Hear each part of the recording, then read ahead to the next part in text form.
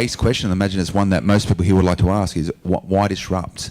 From a business perspective, looking at the outcomes, why look to disrupt when you can actually just do things as always been done and just do a little bit better? I'll start with that.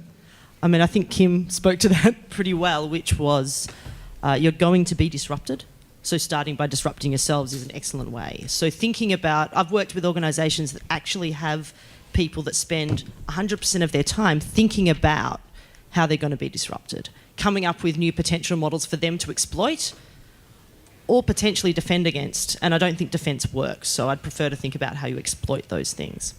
So that's definitely part of it. I think the other part is looking at the kind of culture that you get when you encourage the kind of disruption that we're talking about. So curious people are the ones that are going to come up with big ideas that are going to allow you to change and shift and deal with the kind of shifting, platform that Kim spoke to.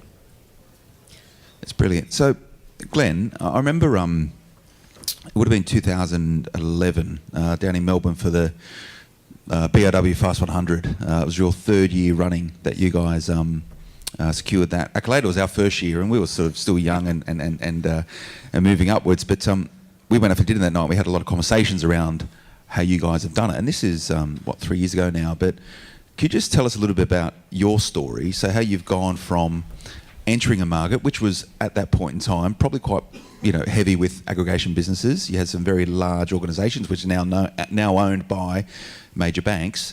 You guys entered this market with a very different proposition, a different mindset. To explain what an aggregator does, we are like a dealer group or a platform group for mortgage and finance brokers. So we sit in that position between the financiers and the brokers, those retail people.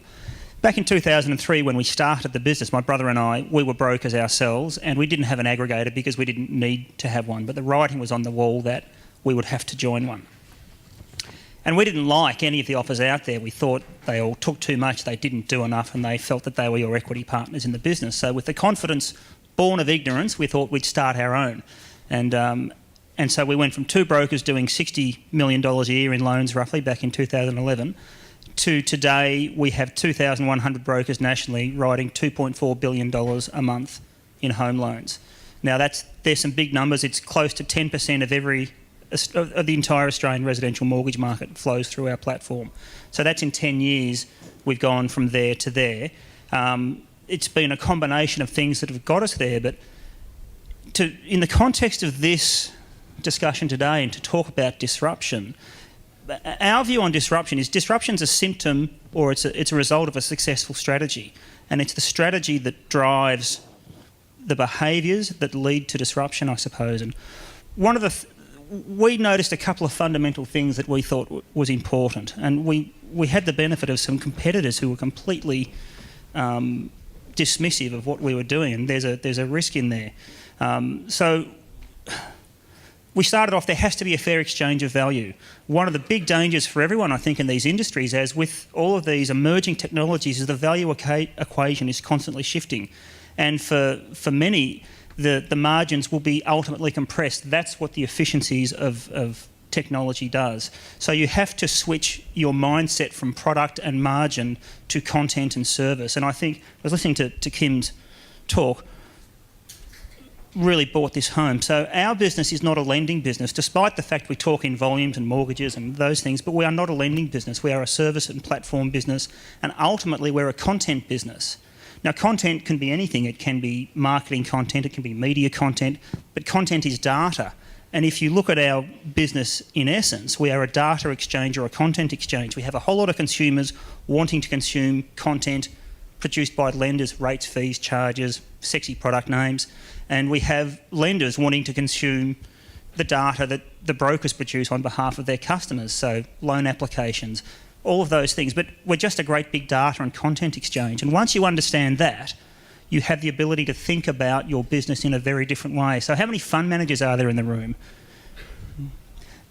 So if you think of your business as being we manage funds, that's, to my opinion, is the wrong way to think about what you do. You are an enabling platform for somebody else to get something done. Fund management is almost incidental to that. One of the things we try to say to our brokers, no one borrows money because it's fun. They're not taking a mortgage because it's exciting. They have some other goal. Understand your role in that value chain and you have enormous capacity for creative thought and disruptive outcomes. So your rapid rise over the last 10 years, what do you think has driven it? Obviously, you've engaged a exceptional strategy. You've created a offering a proposition which was different to what other people had in the market. But a lot of what you've been able to achieve is because of the culture and the energy that you've injected into it.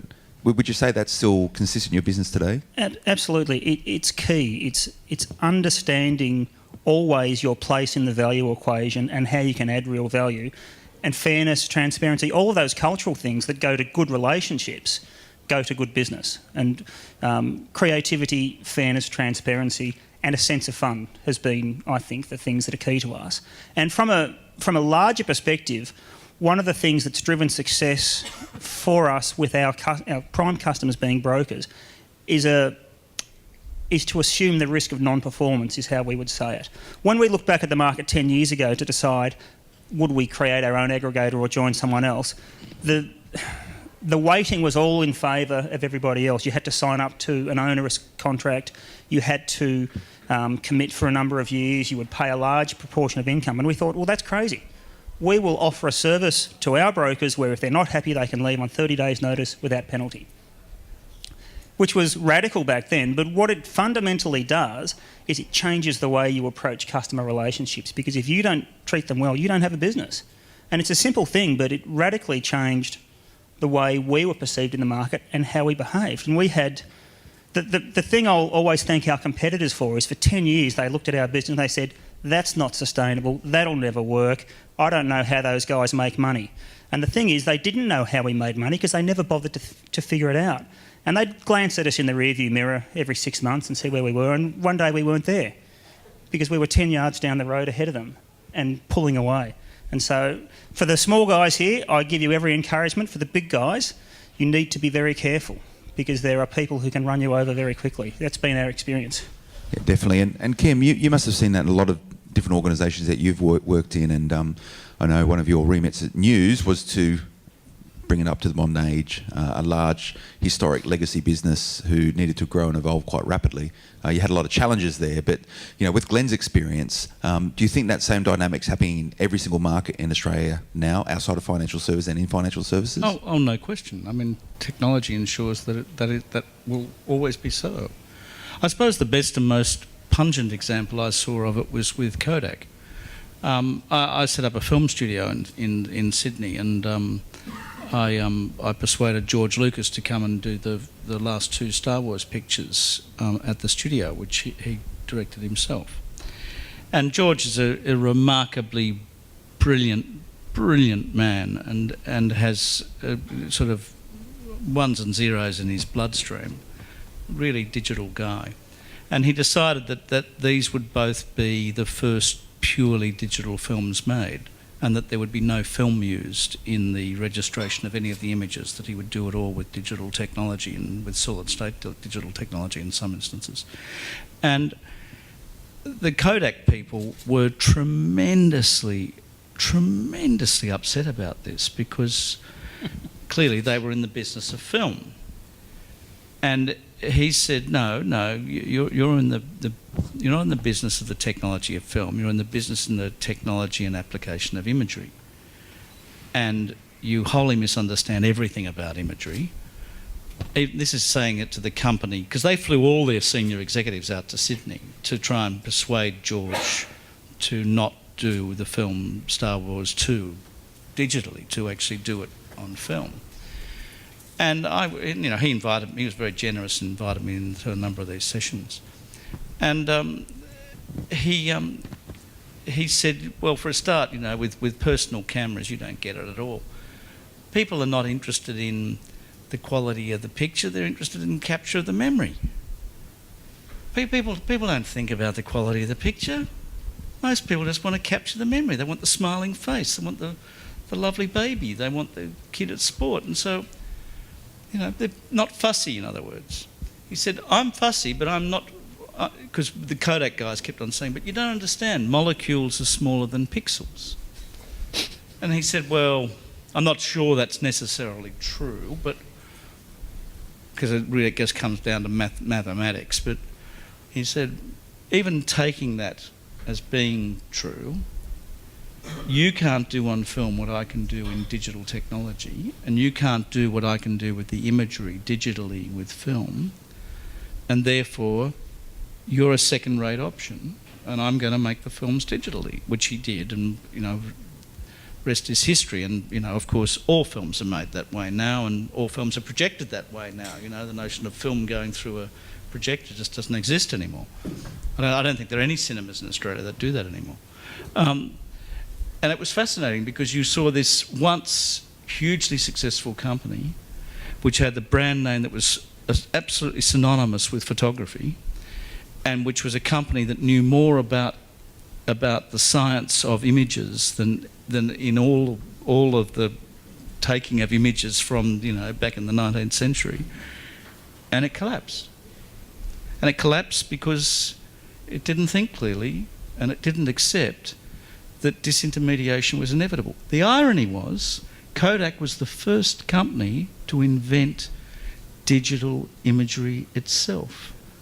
But it was so embedded in another way of thinking, it couldn't actually take the quantum leap to the new.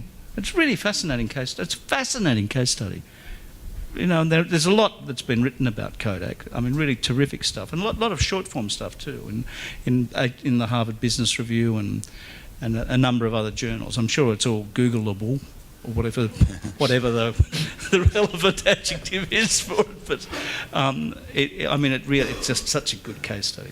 So on the basis, so you've got this ingrained thought pattern with the executives within Kodak, and they want to change it back to how it was, or they didn't want to have to deal with that threat.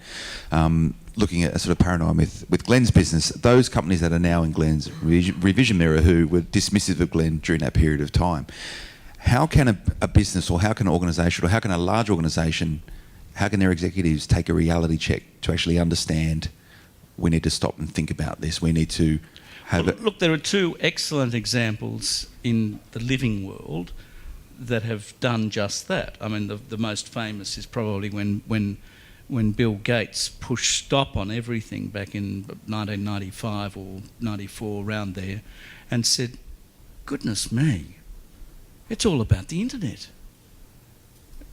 I've got to change everything today. I mean, that's a very shorthand way of saying what he said, but that's essentially what he did, and he did.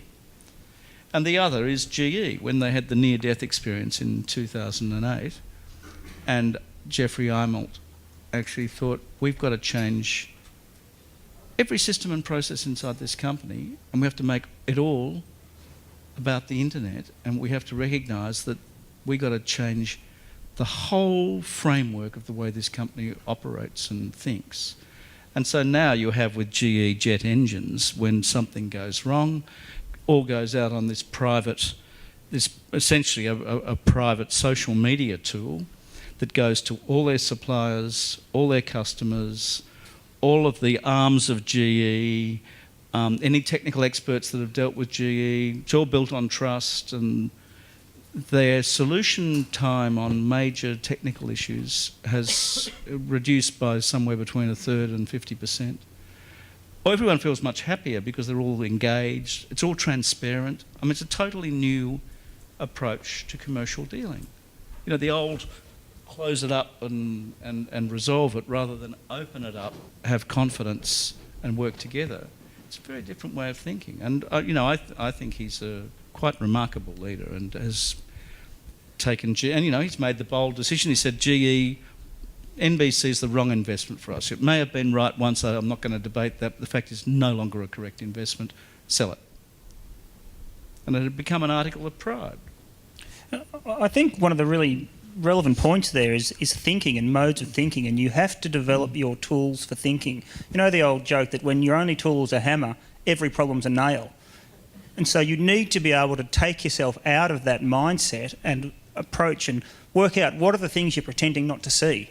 What are the other approaches that are completely against all of my emotional investment in this way of doing things as a risk mitigation strategy? How can I look at this differently? What would have to be true for something else to be a threat? And it's a mental discipline. It's not hard to do, and it's actually a lot of fun, but it's a great investment individually and for your teams to try and avoid that Kodak moment. They believed in film, and there's a 30-acre site in Melbourne and Coburg that used to be dedicated to making film that is now a housing estate. So there's no more stark example than that, I think, on the Kodak example. I was just going to, add to that, which was around one of the interesting things about Microsoft in the mid-90s is they also invented, or at least started thinking about it from a consumer point of view. Plug and play was something that Microsoft started talking about in the mid-90s, which is people don't need to know about technology to use technology.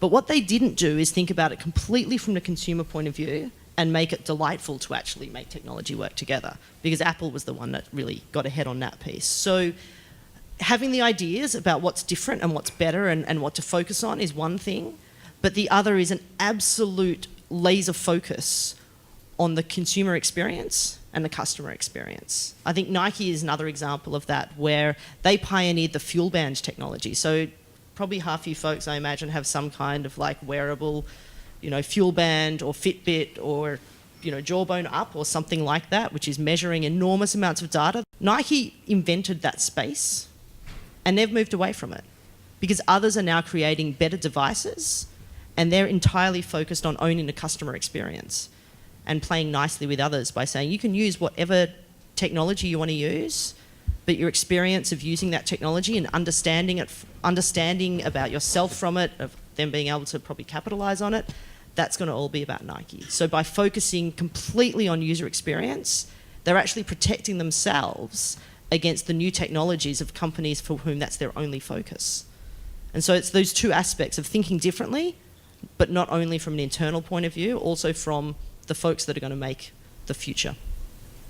I'm quite interested in your sentiments around risks. So Kim spoke at depth about these layers of risk that typically exist within large bureaucratic institutions. And I know you do a lot of work with those type of people within financial services and outside of financial services. So if a business or the executives within that business wake up and say, stop, we need to change, and they call in an organisation like yours, where do you start with that? So I am a consultant. So the first response is it depends. Because that's how that works. So it really does, depending on the kind of the business and the kind of problem they're trying to solve. But the first thing would be really finding out whether they're brave enough to make the change that they're talking about. So when you're thinking about making a kind of shift that Kim was talking about before and we've mentioned a few times, it's a massive cultural change to make throughout the organisation. So you're going to have to think differently about how you measure your success all the way through. Because one of the most common anti-patterns, I suppose I'd talk to, is when you've got a brave leader or a brave number of leaders at the C-level who don't necessarily enable the people at that middle layer to actually think differently. So you have to do everything differently, but want to measure your success the same way is pretty common.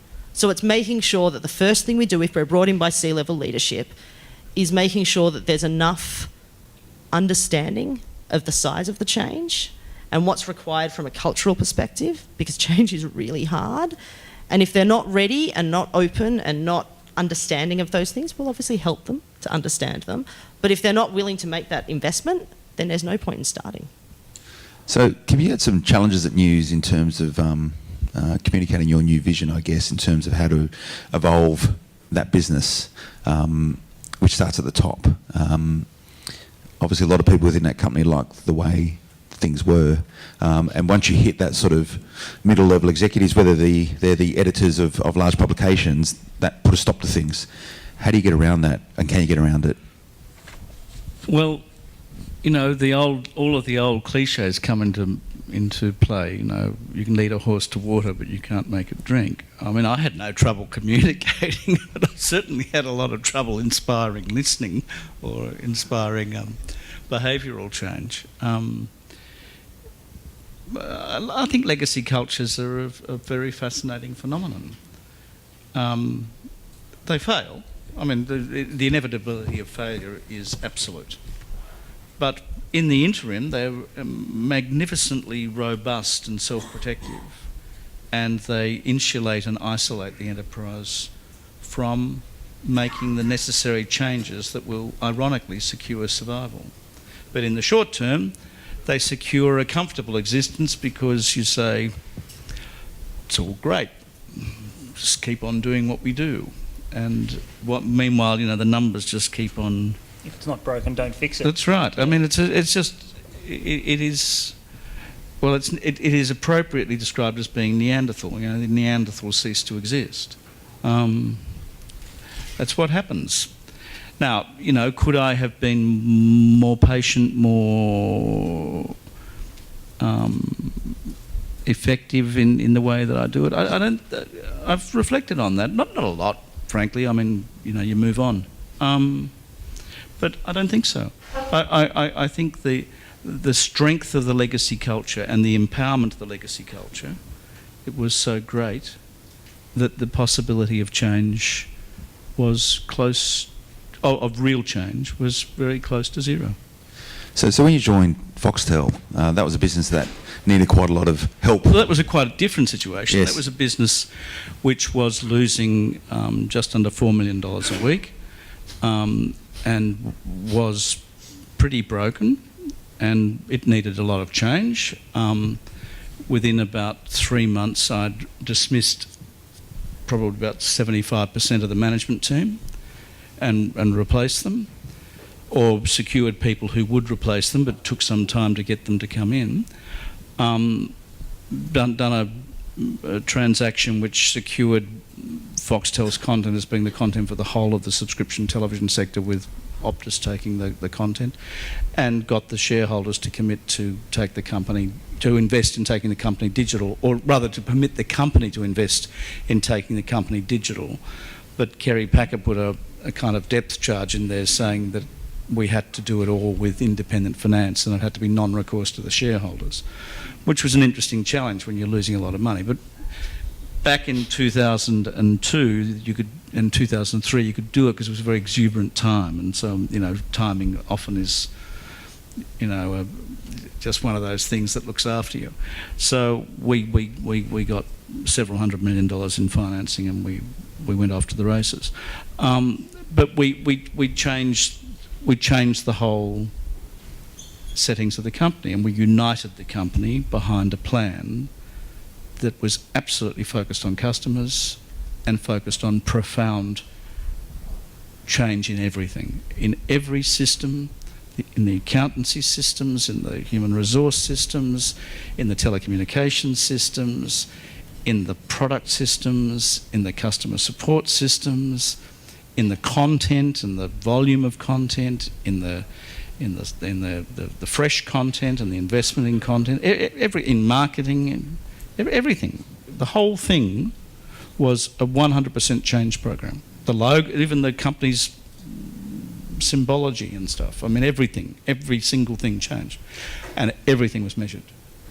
But in every environment, no one had to follow more than about 6 measures, because I don't think people. I have a very strong view. No one can. There's no human being, other than, you know, people in a CEO role have to have more familiarity than with 5 or 6 things. Although, frankly, there's probably 5 or 6 things for most of them too. But no one can be asked to concentrate on more than 5 or 6 things. So disruptive thinking, changing the way things are done. So for you, it was replacing management to get the people in place that you knew could encapsulate the new vision and take it to market and push it down through their people. So culture is absolutely essential. Leadership from individuals is essential, but what you're also saying is that the systems, processes, all the tangible stuff needs to go hand in hand with that. It's very similar, I think, Glenn, to what you've done in your business, is that you've got very good leadership at the top end, yourself and the other directors, but looking at your business, you have this engaged sales team. I was looking at your website as well, and I think your technology team is the biggest team that you have there as well. Certainly it's the most important team. If you understand that you're not a mortgage business, but you're a platform and support business, yeah, it's leadership is critical, and I can't imagine a business like Foxtel or News Corp how that could operate. We have 70 staff, and that's difficult for us. So it's a combination of engagement, cajoling, and sometimes, you know, we have one phrase that we use at times, which is belief is optional, but compliance is mandatory. So understand the difference of opinion, but please just do it anyway. And so you've got to engage all of those different strategies to get people along. But the single most important thing, if in the end, is fostering that thinking of how do we do this better, how do we create, how do we find a way to deliver this service that we very closely define what the service is in a better way that's going to be more efficient and more accessible to our end users. One of the things we found, and this is perhaps unique to mortgage brokers, though I suspect it's not, is that you're constantly trying to overcome the inertia of the status quo of how you get them to do something differently that's for their benefit. And we came upon a formulation is that you will be successful when you make it easier to do something than to not do it. You have to take away those inertial barriers so that if we offer a marketing service, for example, and we offer content through an automated marketing platform for our guys, and we'd for years been saying to them, look, we've built these tools for you in our platform. You can get out and you can do emails, you can send birthday SMSs, you can do all of these fantastic things, and it just never got the traction. In the end, we said, look, pay us a couple of $100 a month, we'll do it for you. Just tick these boxes and off it goes. And that has enormous penetration now within our network of guys who use it and who love it and who derive value from it, because we realised that we had to make it easier for them to do it than to not do it. So I think that's a long-winded answer to the question. I'm not sure if I actually covered anything then, but it's about thinking differently all the time. I'm quite interested in the platform space with some of the smaller, more nimble players coming to the market and challenging the sort of large incumbents.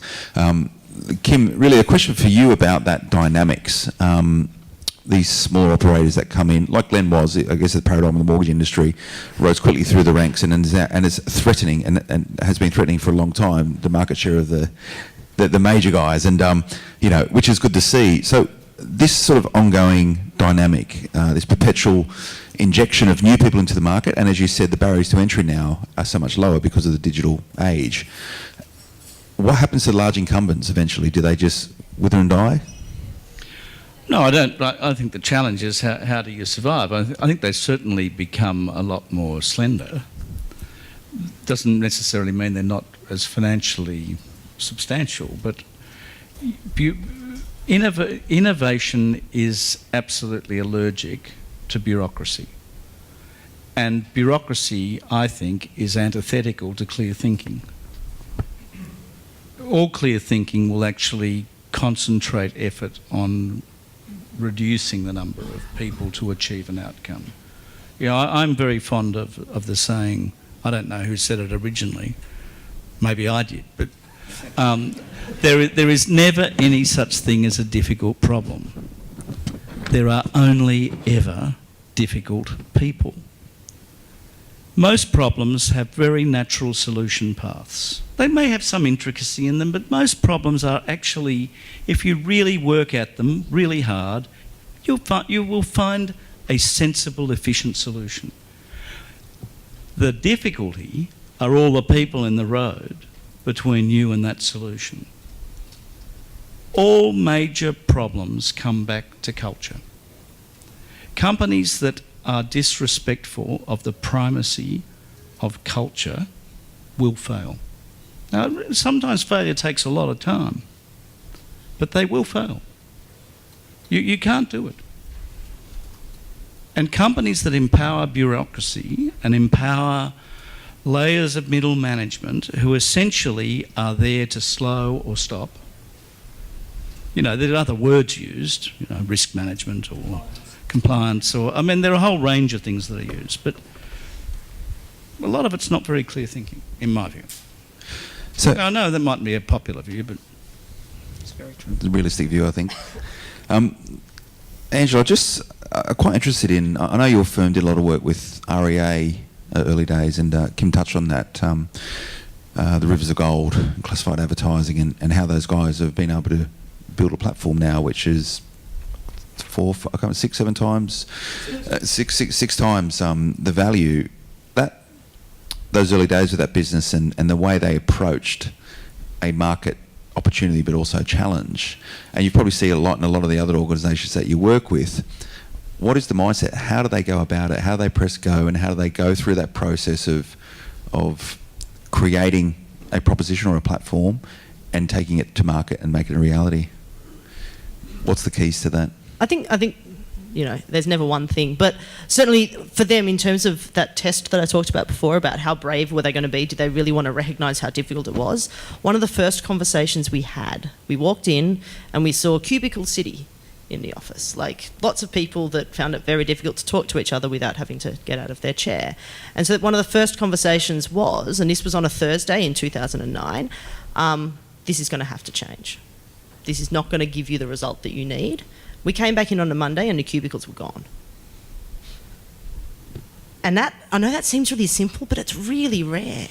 So they'd actually not been held up with the, oh, that's building services, we can't do anything about that. They just went, okay, let's do it, and walked in. And that for us was like, oh, exciting. There is something really special here.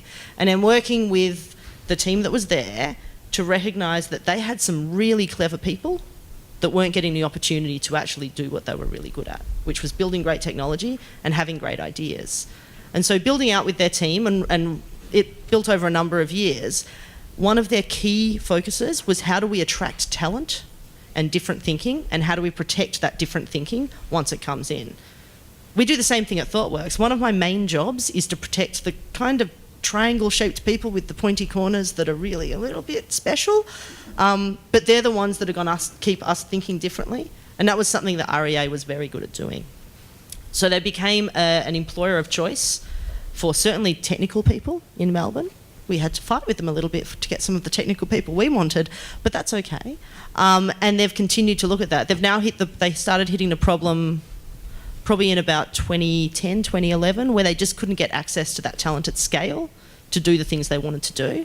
And we started a relationship with our China counterparts, and they've now got 80 seats in China of incredibly talented technology folk. They're thought workers. And those folks feel like REA people. I just went to our big weekend in China where we all get together and talk about the wonderful things that we're doing, and they got up and talked about the wonderful things that REA was doing, which is exciting for us and exciting for them. They also have innovation days. And this is something that I'm never quite sure whether separating time for innovation or creating an innovative culture is best, but if you don't have the innovative culture, find ways to create it and bring people into a space where they'll do, some of these ideas are nuts, and that's okay. They'll, strap iPhones to the front of I don't know if you heard about this one, but there's a way now from China that Chinese investors can actually look at Australian property by driving a remote control car with basically a phone strapped to the front, so they can just look around an apartment. And that came out of a distributed group of people that was given freedom to try new ideas. And they built that in 2 weeks, and then basically went and start looking at manufacturing. So it's about giving freedom to ideas and execution, embracing failure. They count their failures, they talk about them, they celebrate them, because it's being able to open up to risk the individual knowledge workers and the talent to bring that up. Otherwise they'll leave and they'll go and do it on their own and they'll disrupt you. It's an excellent protection mechanism. It's really important, I think, to make the space both personally for yourself and for your people to have the time to think. And it's one thing to encourage people to, you've got to think creatively, but you need to give them the time to do it. One of my prime jobs in our business is to noodle around on the internet and see what I can find. I don't know, it sounds kind of random and you might go down a few side tracks, but the pace of change is fast and getting faster all the time, and the risk of missing out on something on the downside, or the advantage you can get from finding something nascent that can be of advantage to you, is enormous. And we've come across many things over the years just through setting some time aside to scratch your head, have a look around what's on the internet, follow strange ideas down strange paths, and you can turn that into concrete competitive advantage. But it's important. You must make the time to do it, in our view.